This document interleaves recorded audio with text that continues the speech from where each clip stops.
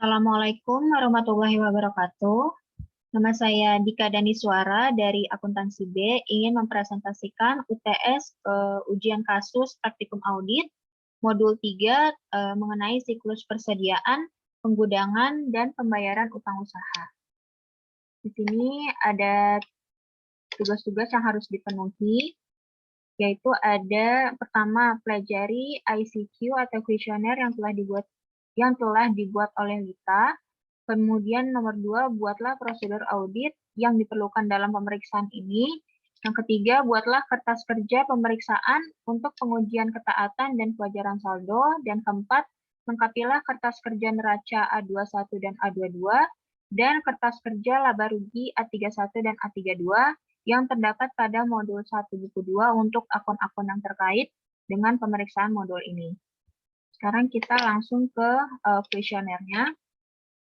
Di kuesioner ini ada keterangan bahwa Y sama dengan ya, T yang berarti tidak, dan TR yang berarti tidak relevan. Di sini ada penyimpanan dan pengawasan fisik. Nomor 1, apakah persediaan A dipisahkan atas kelompok bahan baku, barang dalam proses, barang jadi dagang, barang jadi atau dagang, dan bahan pembantu. Jadi jawabannya iya, ada di modul 3 ya. Terdapat di modul 3 di halaman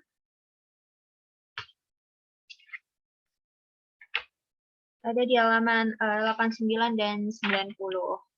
Kemudian diatur secara rapi dan tertib iya, tercegah dari pencurian, perusakan, kebakaran, banjir, dan risiko lain iya. Secara berkala dicocokkan dengan kartu gudang iya. Begitu juga untuk nomor 2 sampai nomor 6 itu jawabannya iya. Kemudian untuk pembukuan persediaan, begitu juga pertanyaan nomor 7, apakah klien menggunakan sistem persediaan perpetual? Apakah dibuat kartu persediaan untuk bahan baku? Iya. Barang dalam proses? Iya. Barang jadi atau dagang? Iya. Bahan pembantu dan suku cadang? Iya. Kemudian untuk apakah kartu persediaan tersebut dipegang oleh staf yang tidak menguasai persediaan secara fisik? Iya. Apakah total jumlah menurut kartu persediaan tersebut secara berkala dicocokkan dengan akun kontrol atau buku besar persediaan? Iya, ada buku besarnya. Kemudian apakah saldo kartu persediaan dicocokkan dengan hasil stok opname paling sedikit setahun sekali? Iya, setiap periode itu setahun sekali. Apabila terdapat selisih, apakah diinvestigasi oleh orang yang tidak menguasai persediaan secara fisik atau pemegang kartu persediaan? Iya. Apakah penyesuaian atau adjustment atas selisih diotorisasi oleh petugas berwenang? Iya, ada yang menyetujuinya juga. Kemudian untuk nomor 8 ini, apabila digunakan sistem berkala atau periode sistem, sebutkan prosedur dan pengawasan yang dilakukan. Ini tidak relevan karena kita menggunakan persediaan perpetual, bukan periodik atau sebagainya. Terus untuk stok opname, untuk pertanyaan nomor 9 sampai 14 itu jawabannya iya.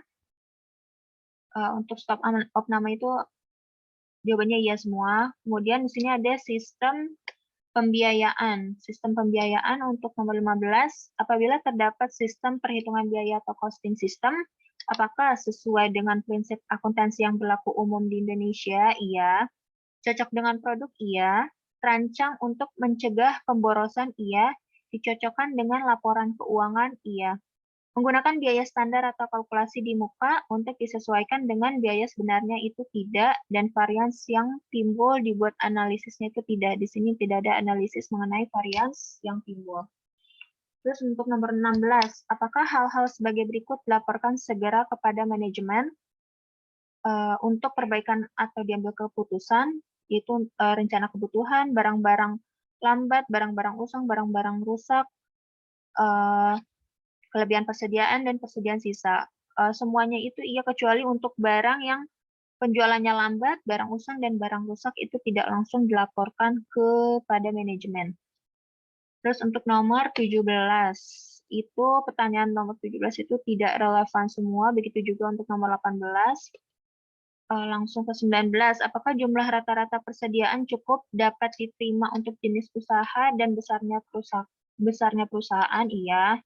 Apakah produksi dilakukan berdasarkan pesanan? Tidak. Produksi massal tidak. Jadi produksinya itu diproduksi dalam jumlah yang banyak dan tidak sesuai dengan pesanan dari klien gitu. Yang diproduksi itu bebas gitu, tapi dalam jumlah yang banyak dan tidak sesuai dengan pesanan klien gitu. Tidak berdasarkan pesanan, apakah dibuat lembar pesanan? Tidak relevan. Jika berdasarkan pesanan, apakah dibuat lembar pesanan? Tidak relevan karena di sini produksinya itu tidak melalui pesanan klien gitu, tapi diproduksi massa. Terus nomor 22, apakah metode penilaian persediaan berdasarkan A, biaya, FIFO, iya, rata-rata bergerak tidak, rata-rata tertimbang tidak, biaya atau harga yang lebih rendah tidak, harga jual juga tidak. Kelemahan-kelemahan lain yang tidak tercantum pada pernyataan di atas itu menurut saya tidak ada, catatan lainnya juga tidak ada. Jadi untuk kesimpulan kuesioner ini penilaiannya untuk pengendalian internalnya itu baik. Kemudian di sini ada order pembelian. Untuk order pembelian itu nomor 1, apakah pembelian dilakukan oleh pejabat atau bagian khusus? Iya, terutama bagian administrasi pembelian. Yang kedua itu yang terpisah dari bagian akuntansi, pembayaran, penerimaan barang, penyimpanan, pencatatan persediaan, iya. Dan syarat yang menguntungkan itu tidak. Lanjut nomor 2. Nomor 2 itu iya semua. Untuk nomor 3, apakah pembelian dikoordinasi dengan program produksi? Iya. Anggaran penjualan tidak. Nomor 3, batas persediaan minimum dan maksimum ada. Ada minimum dan maksimumnya. Apakah kebijaksanaan pembelian tidak dilakukan dengan memberikan keuntungan luar biasa kepada penjual tertentu? Ini nomor 4 ini tidak relevan ya pertanyaannya. Untuk nomor 5, apakah harga penawaran penjual yang terdaftar atau approve ditinjau secara berkala untuk memastikan bahwa selalu merupakan harga bersaing? Itu tidak. Kita lanjut ke penerimaan barang. Untuk nomor 6, apakah terdapat bagian penerimaan barang yang terpisah dari pembelian, akuntansi, pembayaran, penyimpanan, pencatatan persediaan? Semuanya jawabannya iya, kecuali untuk bagian penyimpanan. Ini nggak dipisah berarti. Nomor 7, apakah barang yang diterima disertai surat jalan dan faktur pemasok? Iya, ada surat jalan dan fakturnya. Bisa dilihat di dokumen-dokumen halaman 98 sampai halaman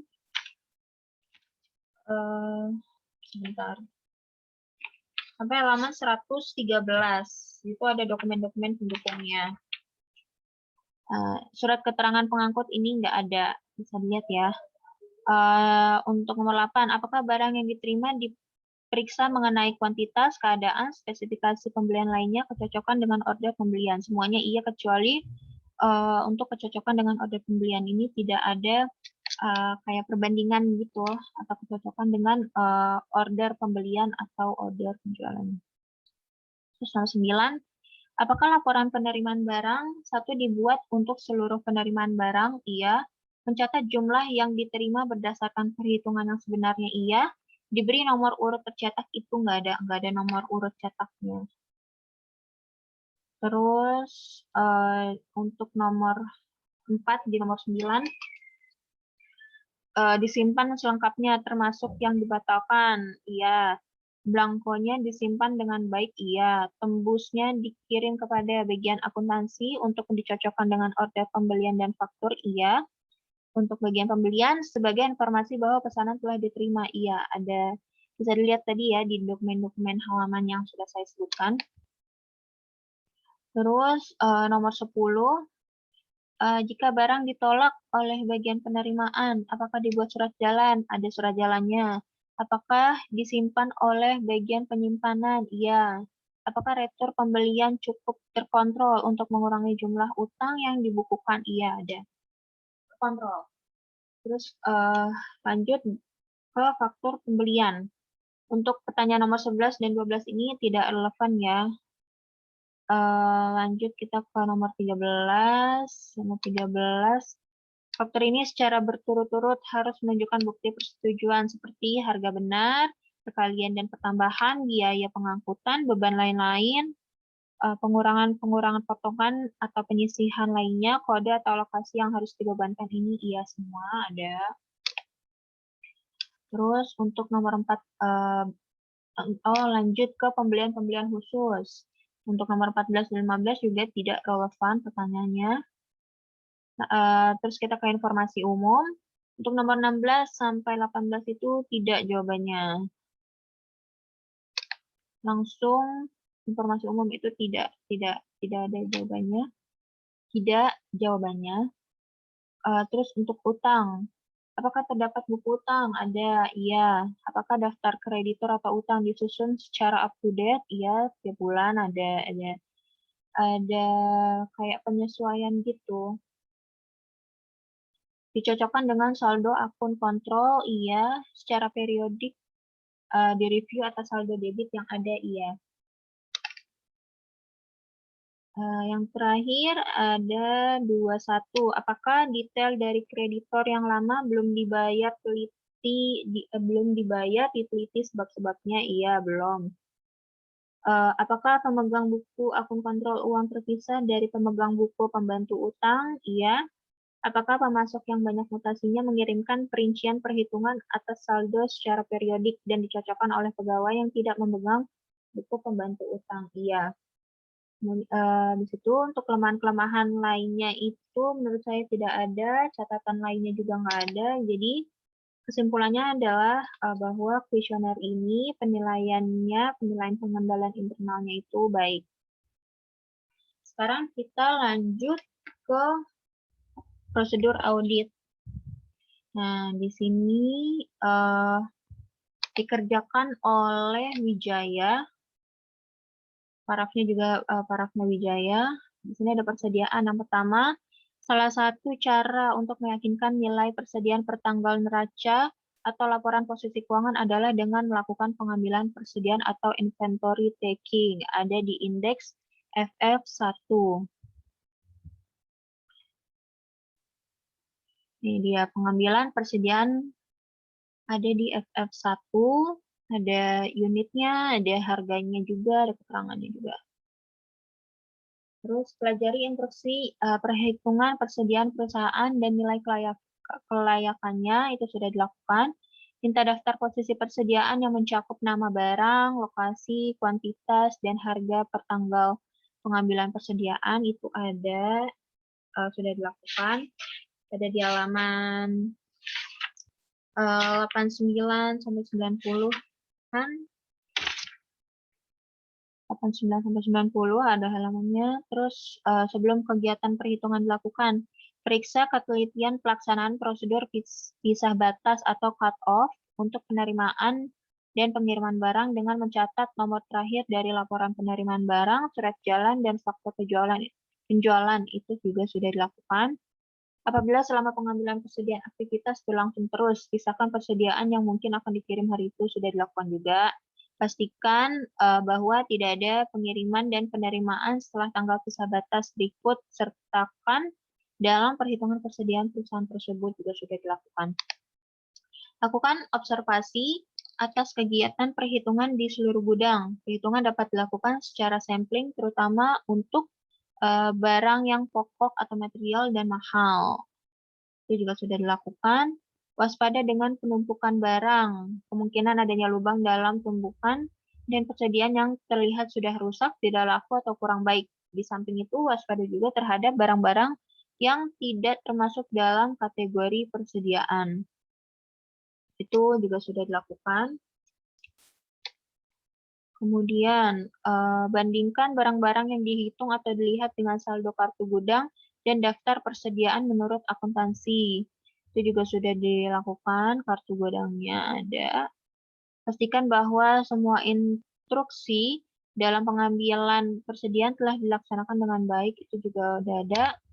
Apabila pengambilan persediaan dilakukan sebelum tanggal neraca atau laporan posisi keuangan, Dilakukan prosedur penarikan maju atau trace forward ke tanggal neraca atau laporan posisi keuangan. Sedangkan apabila pengambilan persediaan dilakukan setelah tanggal neraca atau laporan posisi keuangan, maka dilakukan prosedur penarikan mundur atau traceback ke tanggal neraca atau laporan posisi keuangan, dan buat kertas kerjanya ini nggak ada. Lanjut nomor 2. Uji penilaian harga persediaan dengan membandingkan pada faktor atau data lain dari pelanggan. Untuk itu, pilih barang yang bernilai material dalam daftar persediaan. Itu juga tidak ada. Perhatikan kemungkinan perubahan sistem dari metode tahun lalu. Itu juga tidak ada. Periksa semua penjualan perkalian dari metode tahun lalu. Itu juga sudah dilakukan. Siapkan schedule utama, itu ada di indeks F. Ini schedule utamanya. Untuk persediaan. Minta daftar persediaan yang mencakup nama barang, kuantitas, dan harga per tanggal neraca dari laporan posisi keuangan, serta cocokkan dengan buku besar. Ini juga sudah dilakukan di semua indeks persediaan ya. Bisa dicocokkan dengan buku besar yang di halaman 89 dan 90 tabelnya. Ya. Di situ lakukan penelaahan analitis atau analytical review. Analytical review untuk melihat kewajaran dari nilai persediaan, misalnya dengan adanya kelebihan persediaan yang disebabkan pembelian yang berlebihan, barang yang penjualannya lambat atau slow moving atau usang atau obsolete.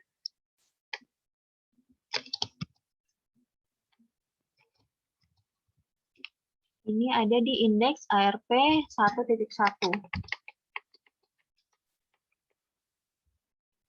Analytical review. Nah, ini ada persenannya juga untuk persediaan. Kemudian lanjut, pastikan bahwa barang dalam perjalanan telah dibukukan sesuai dengan statusnya, yaitu syarat pembelian.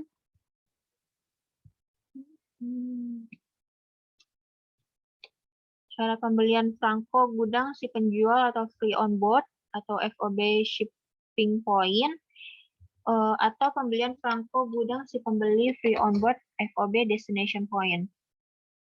Bentar.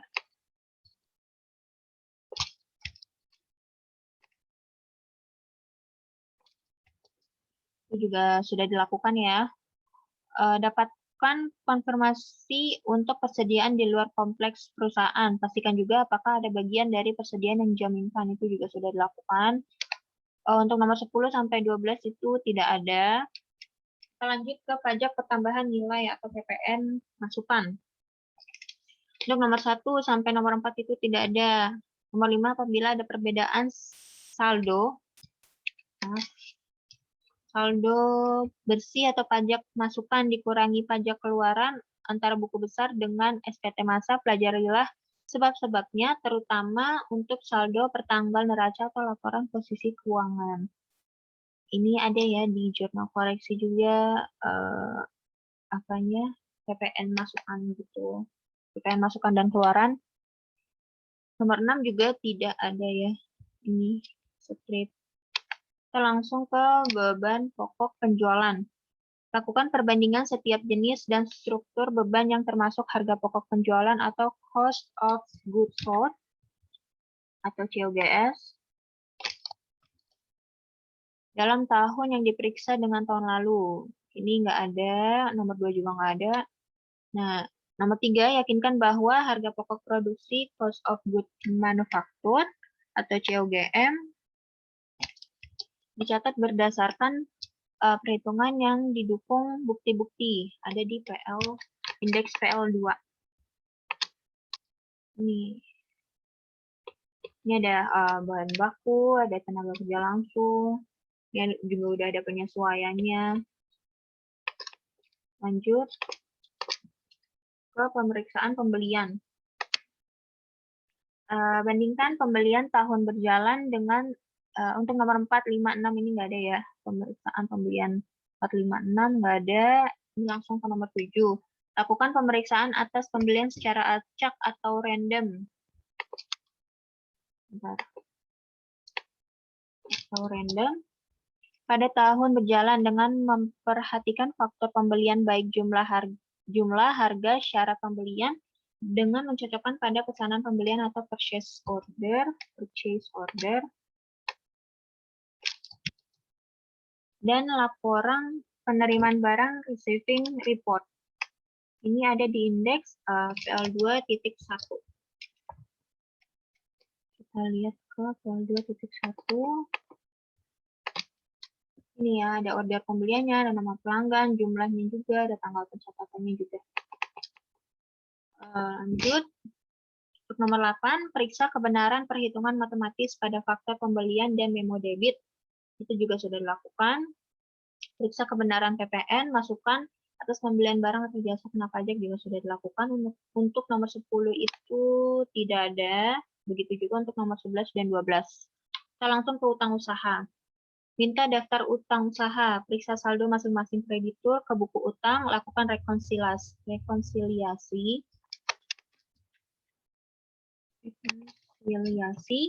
dengan saldo buku utang. Itu ada di indeks M1. Ini ada daftar per kliennya ya. Begitu juga ada nama pelanggannya. Nomor 2, tentukan saldo yang akan dikonfirmasi dan kirimkan surat konfirmasi kepada kreditur. Itu ada di indeks MM1.1. Ini ada konfirmasinya, tadi apa? Saldo yang akan dikonfirmasi dan kirimkan surat konfirmasinya. Ada di ini ada hasil konfirmasinya.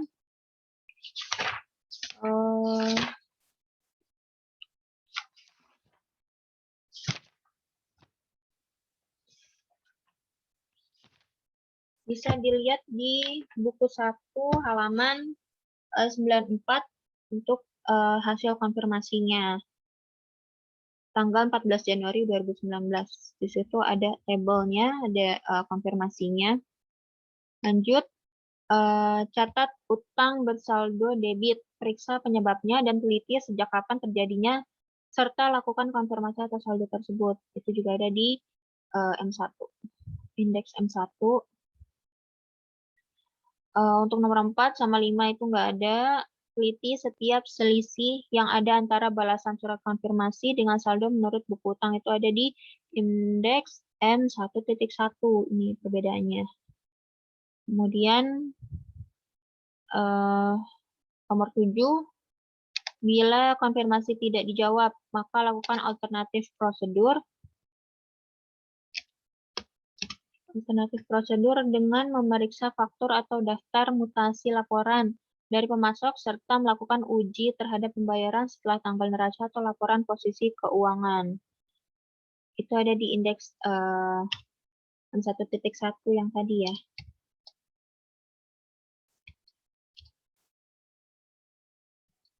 Nah, untuk nomor 8 itu nggak ada, nomor 9 juga nggak ada, nomor 10. Lakukan tes subsequent payment dan uji pisah batas atau tes cut-off. Untuk pisah batas tanggal neraca atau laporan posisi keuangan itu ada di indeks file 2.1. Ini ya, ini juga udah ada tulisannya uji pisah batas pembelian. Ini ya, uji pisah batas disebut di sini. Lanjut, nomor terakhir, buat kertas kerja dan kesimpulan hasil pemeriksaan. Ini atau schedule utama dari utang usaha. Sekarang kita langsung ke F. Nah, indeks F ini adalah indeks persediaan. Persediaan itu terdapat ada empat golongan. 4 golongan itu ada persediaan barang jadi, barang dalam proses, barang baku, barang penolong. Nah, untuk working paper referensinya itu ada di untuk barang jadi F1, barang dalam proses F2, barang baku atau bahan baku F3, dan barang penolong ada di F4. Jadi kita langsung aja ke F1. Nah, ini untuk indeks F1 yaitu persediaan barang jadi.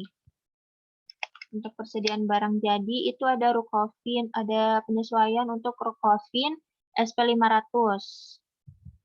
Ini kita bisa lihat di halaman 91 buku 1 ya. Untuk Rukofin SP500 di nomor 4, barang jadi Rukofin SP500 selisih sebanyak 2000 kg. Disebabkan karena barang tersebut dititipkan secara konsinyasi di PT Unicorn dan sudah dikonfirmasi dengan jawaban setuju. Jadi tadi kan 2000 kg ya. Jadi penyesuaiannya itu 2000 dikali 15.910 rupiah. Nah, 15.910 rupiah ini bisa dilihat di halaman 90 untuk daftar rincian persediaan barang jadi. Di situ ada harga satuannya. Jadi harga satuan dikali sama 2000 kg tadi. Hasilnya jadinya 31.820.000. Ada penyesuaian juga di Rukofin SP1000. Itu ada di nomor 5 pada tanggal 29 Desember 2018 telah diambil 1000 kg Rukofin SP1000 untuk diberikan sebagai sampel promosi dengan gratis untuk pembeli di Hainan dan bagian akuntansi belum membukukan hal tersebut. Jadi tadi ada 1000 ya. Ada 1000 kg. Nah, ini juga 1000 dikali sama harga satuan dari si Rukofin SP1000 ini. Jadi hasilnya 15.910.000. Nah, ini ada jurnal koreksinya. Yang tadi untuk Rukofin SP500 piutang dagang karena kan barangnya kan dititipkan secara konsinyasi. Dititipkan secara konsinyasi itu apa? Jadinya nanti barangnya dijual gitu. Kita titipin barang kita ke channel yang bakal ngejual barang kita seperti itu. Dan ini ada PPN keluarannya. PPN keluarannya itu 10% dari persediaan barang jadi. Nah, untuk tadi Rukofin SP1000 juga ada jurnal koreksinya, yaitu beban promosi pada persediaan barang jadi. Kenapa beban promosi pada persediaan barang jadi? Beban promosi itu karena kan tadi kita ngasih barang promosi, ngasih barang kita disebarluaskan apa? Di apa itu? Nah, diberikan sebagai sampel promosi dengan gratis. Jadi kayak beban promosi gitu. Jadi beban gitu. Pada persediaan barang jadi. Nah, persediaannya ini berkurang kan, karena kan tadi buat sampel gitu. Itu jurnal koreksi dari persediaan barang jadi. Nah, untuk perauditnya ini, perhitungannya itu per klien ditambah DR dikurang CR. Jadi hasilnya per audit ini. Nah, jadi untuk persediaan barang jadi penyesuaiannya itu 40.730.000 di kredit. Jadi kita taruh di indeks F untuk persediaan barang jadi yaitu 40.730.000. Perhitungan per auditnya juga sama, per klien ditambah DR dikurang CR. Sekarang kita ke barang dalam proses di F2. Nah, di F2 juga ada penyesuaian ya. Kita lihat di instruksinya. Apa tadi? F2 itu ada di nomor 6. Berdasarkan hasil pemeriksaan laporan batch produksi 377 ditemukan kekurangan pembebanan upah buruh pabrik yang belum dibayar tanggal 26 sampai dengan 29 Desember 2018 selama 4 hari yang pembayarannya dilakukan pada tanggal 3 Januari 2019 sebesar 15 juta. Jadi penyesuaiannya itu 15 juta untuk barang dalam proses di debit. Untuk jurnal koreksinya itu persediaan barang dalam proses pada biaya yang masih harus dibayar untuk upah buruh tadi, upah buruh pabrik, sebesar 15 juta. Perhitungan per auditnya juga sama, jadi ini 15 juta debit. Kita taruh di indeks F, di debit 15 juta. Sekarang kita ke barang baku atau bahan baku di F3. Nah, di sini ada penyesuaian juga nih. Penyesuaian untuk polivinil itu sebesar 350.000. Dari mana? Kita lihat instruksinya. Ini dia nomor 1. Bahan baku polivinil selisih sebanyak 90 kg. Disebabkan karena bahan baku tersebut dicuri dan sampai dengan akhir tahun belum diadakan penyesuaian terhadap persediaan tersebut.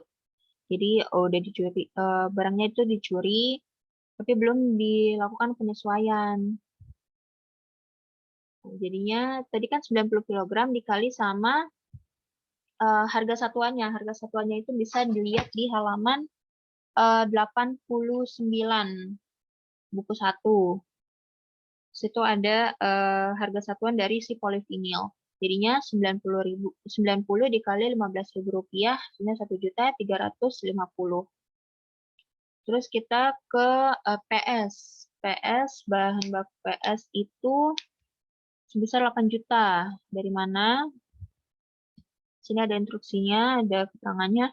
Bahan baku PS selisih sebanyak 500 kg disebabkan karena adanya pembelian tanggal 29 Desember 2018 dari PT Delta belum diterima faktur pajaknya sehingga belum dibukukan sebesar 8.800.000 termasuk PPN.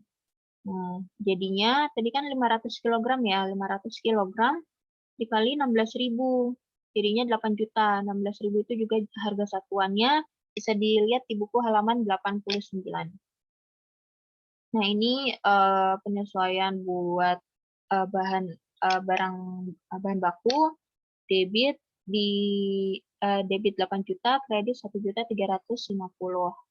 Prauditnya juga sama perhitungannya. Nah, di sini ada jurnal koreksinya nih. Jurnal koreksinya itu untuk polivinil tadi, beban lain-lain, karena kan tadi dicuri pada persediaan bahan baku. Jadi persediaannya itu kan berkurang karena telah dicuri. Beban lain-lain sebesar 1.350.000. Dan untuk bahan baku PS juga tadi kan belum diterima, udah pembelian bahan baku yang belum diterima faktur pajaknya.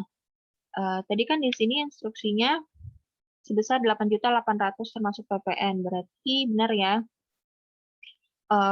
Pembelian bahan bakunya tadi 8 juta.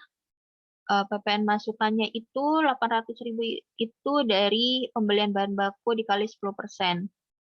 Pada utang usaha. Utang usahanya bertambah. Utang bertambah di utang bertambah di kredit ya. Jadinya 8.800.000. Nah, untuk penyesuaian debit kredit ini kita taruh lagi di indeks F untuk bahan baku 8 juta dan 1.350.000 di kredit. Sekarang kita ke persediaan bahan penolong.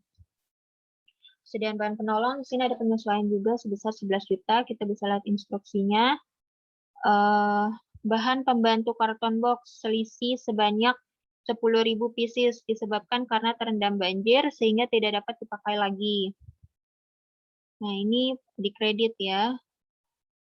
Jurnal koreksinya itu beban lain-lain pada persediaan bahan penolong sebesar 11 juta. Jadi penyesuaiannya itu 11 juta di kredit, kita taruh di indeks F lagi 11 juta. Nah, jadi untuk persediaan penyesuaiannya itu totalnya 23 juta debit, 60 juta 80.080.000 kredit. Kita taruh di A21. 23 juta, ini persediaan ya. 23 juta, 60 juta, 80.000. Perauditnya 2M 689.458.700. Kita lihat apakah sama, jadinya sama ya. Nah, kita tadi udah sampai mana? Sekarang kita ke FF1. Nah, untuk FF1 ini kalian jumlah fisik kartunya itu bisa dilihat di halaman 90 yang tabel bawah. Nah, itu ada jumlah fisik dan jumlah kartunya. Nah, kalian masukin. Nah, untuk perbedaannya ini, perhitungannya itu jumlah fisik dikurang sama jumlah kartu persediaan. Nah, kenapa ini minus? Karena jumlah fisiknya atau barang yang ada di gudang ini itu lebih kecil daripada kartu persediaannya. Begitu juga ini, kalau misalkan plus, sebaliknya fisik yang barang fisik yang ada di gudang itu lebih besar daripada kartu persediaan. Seperti itu. Hitungan fisik persediaan. Kita ke TOC 3 sekarang. Nah, ini kalian bisa lihat di halaman 94. Di situ ada tanggalnya, ada nomor OP-nya juga, nomor order pembeliannya, ada nama pelanggan, nama jumlahnya. Nah, kita diminta untuk mengecek bukti-bukti ini, dokumen-dokumen ini. Nah, bukti pendukungnya itu ada di halaman 98 sampai 113. 98 sampai 113 itu ada dokumen-dokumen pendukung, ada bukti pendukungnya ada, otorisasinya ada, yaitu dibuat oleh Utomo, diketahui oleh Jeremy, dan disetujui oleh Janet. Footingnya nggak ada, buku pembelian nggak ada, kartu persediaan juga nggak ada. Nah, untuk buku besar, itu ada di halaman 92 sampai 93 itu ada buku besar utang ya. Ya, ini utang. Budget transaksi pembelian. Oh iya. Ada di halaman 92 dan 93.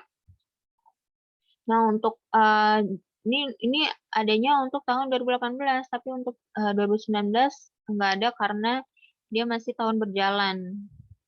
Nah, ini ada catatan pemeriksaan. Order pembelian PT Subus pada PT Delta terjadi kesalahan catat pada harga barang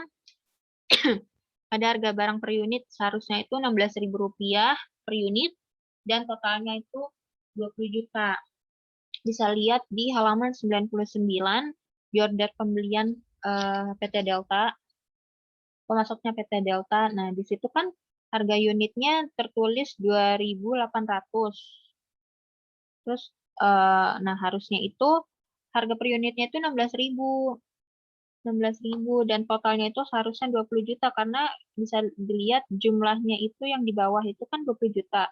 Jadi otomatis harusnya 20 juta yang di atas dan harga per unitnya itu 16.000. Seperti itu. Sekarang kita masuk ke M1. Nah, untuk M1 ini juga bisa. Nah, ini ada penyesuaian ya. Sekarang kita ada penyesuaian untuk PT Berkat, PT Delta, dan PT Elang. Kita bisa lihat di MM1.1. Nah, ini ada hasil konfirmasi. Bisa dilihat di halaman 94. Nah, kalau CB itu adalah berarti disetujui atau cocok, dan RD itu tidak disetujui dan tidak cocok. Berarti kalau tidak disetujui, berarti ada perbedaannya. Jadi harus dikoreksi. Nah, kita bisa lihat di instruksi. Nah, ini PT Berkat. Jawabannya nggak setuju, tidak setuju karena kesalahan pencatatan tanggal 3 Desember 2018 atas penerimaan piutang sebesar 990.000. Kesalahan catat besar 990.000 itu minus ya karena utangnya jadi berkurang. Ya, ya. Utangnya berkurang. Nah, jadinya ini kan didebit kan. Utangnya berkurang karena ada penerimaan piutang. Penerimaan piutang kalau utang berkurang itu didebit. Ya, benar. Kemudian ada juga ini PT Delta 8.800.000. Jawaban tidak setuju karena adanya pembelian bahan baku PS yang belum dicatat sebesar 8.800.000 pada tanggal 31 Desember 2018. Ini kita lihat di M1 dia masuk ke kredit. Kemudian juga untuk PT Elang, kita lihat instruksinya, jawaban tidak setuju karena adanya giro yang sudah dibayar kepada PT Elang sebesar 2 juta jatuh tempo 27 Desember 2018 belum dikliringkan atau dicairkan oleh PT Elang pada akhir tahun 2018. Jadi totalnya perbedaannya itu ada 9.810.000. Nah, kita bisa lihat nih di yang satu nih, jurnal koreksinya. Nah, untuk yang tadi, utang usaha itu kan berkurang ya. Utang usaha berkurang, kalau utang usaha berkurang itu ada di debit. Kalau bertambah itu ada di kredit. Nah, sebesar 990.000 dan persediaannya juga 990.000. Karena kesalahan catatan ya, PT Berkat. Terus ada persediaan PT Delta tadi ya, nggak cocok sebesar 8.800.000. Sedianya bertambah, utang usahanya juga bertambah. Nah, ini juga ada PT Elang atas giro yang belum dikeliringkan. Jadinya Bank Lopo bertambah, pada persediaan juga berkurang, sedianya berkurang. Nah, lanjut ke MM1.2. Nah, untuk MM1.2 ini adalah ringkasan hasil konfirmasi positif utang usaha. Nah, di sini saldo menurut konfirmasi itu kodenya CB. Kita bisa lihat jumlah konfirmasi CB itu ada 6 ya, 1, 2, 3, 4, 5, 6. Ada 6. Nah, jumlahnya itu didapat dari jumlah per klien yang CB. Jadi, 205 ditambah 264 dan seterusnya. Hasilnya jadinya 711.559.100. Nah, terus selisih yang dilaporkan hasil konfirmasi atau RD itu ada 3, bisa lihat di MM1.1 tadi. RD-nya cuma 3 dan selisih dengan pembukuan klien. Nah, ini perhitungan untuk hasil konfirmasi RD ini, perhitungannya adalah jumlah per klien ditambah dengan perbedaannya. Jadi 502 ditambah 990.000 ditambah lagi 22 juta dan seterusnya. Hasilnya itu 567.367.000. Dan selisih dengan pembukuan klien ini didapat dari yang perbedaan ini, 9.810.000. Hasilnya total yang dikirim itu ada 9 jumlah konfirmasinya. Bisa dilihat ya, 9. Jumlahnya jadi 1.269.116.100. Ini sesuai dengan total utang usaha yang ada di neraca saldo.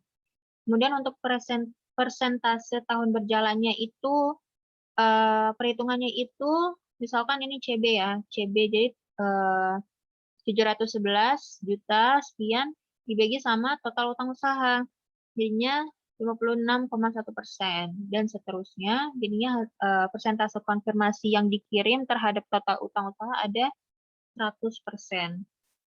Kemudian untuk persentase tahun lalu itu didapat dari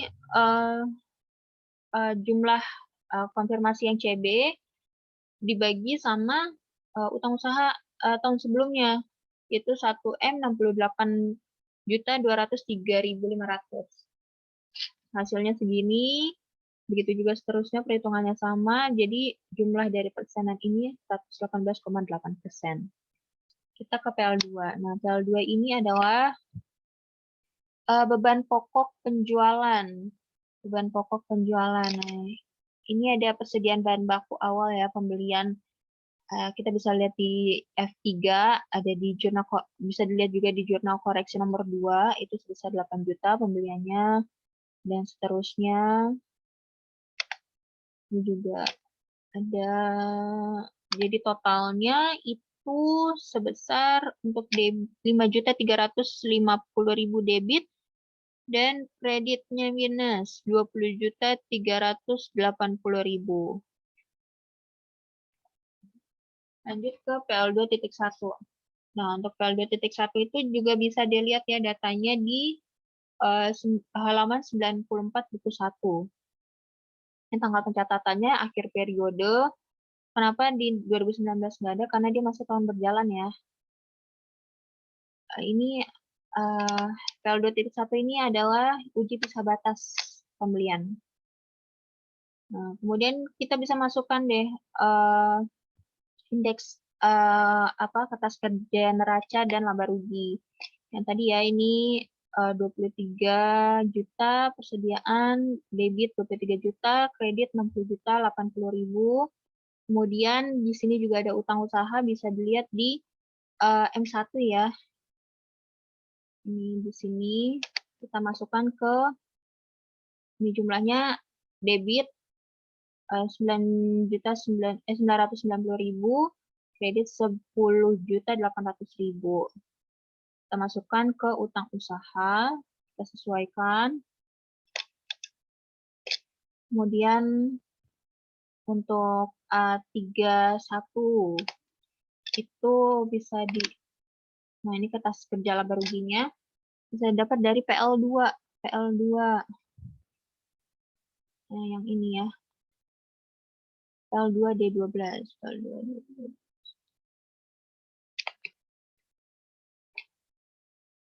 Bisa dilihat ya. PL2E27. PL2E27. E27. Ini ya jumlahnya. Begitu juga yang kredit juga ya, yang tadi, yang minus ini. Untuk ini belum karena belum semuanya. Belum semua dihitung. Ini juga ada prosedur penelaahan analitis neraca. Ini juga ada analitis neraca juga dan sebagainya. Saya rasa sekian presentasi dari saya, kurang lebihnya mohon maaf. Wassalamualaikum warahmatullahi wabarakatuh.